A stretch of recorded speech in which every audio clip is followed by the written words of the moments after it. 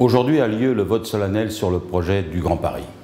Rappelez-vous, le 29 avril dernier, le président de la République dévoilait un projet ambitieux d'aménagement de la région Île-de-France.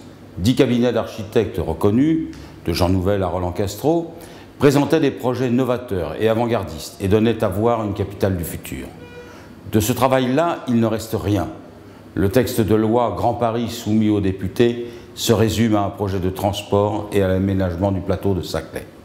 Il marque surtout une reprise en main violente par l'état de l'aménagement du territoire. Peu importe pour le gouvernement que les Franciliens aient par leur vote aux dernières élections régionales confié la gestion de l'Île-de-France à une majorité de gauche. Seul compte pour eux l'élection présidentielle portée par l'autoritarisme du chef de l'État. Car c'est bien de cela dont il s'agit avec le Grand Paris. 20 régions sur 22 et la majorité des départements sont gérés par la gauche. Ils constituent un véritable contre-pouvoir à l'exécutif sarkozyste.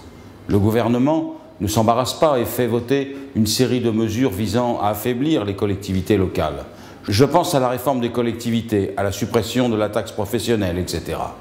Pour prendre la main sur la région Île-de-France, le gouvernement présente le projet de loi Grand Paris. Ce dernier crée un établissement public d'aménagement dont l'État tire toutes les ficelles et lui confère des missions qui supplantent celles des régions, des départements et des communes. Sans concertation avec les élus et les populations, le gouvernement impose un projet de transport en totale inadéquation avec les attentes des Franciliens. Pour le seul Val-de-Marne, alors même que le Conseil général défendait la création de 20 gares, le projet gouvernemental n'en prévoit que 4, distanciés de 6 km au minimum. Vous l'aurez compris, c'est parce que le projet de loi Grand Paris n'apporte aucune réponse face aux enjeux sociaux, économiques et écologiques de la région et qu'il représente un sérieux recul démocratique que je voterai contre son adoption.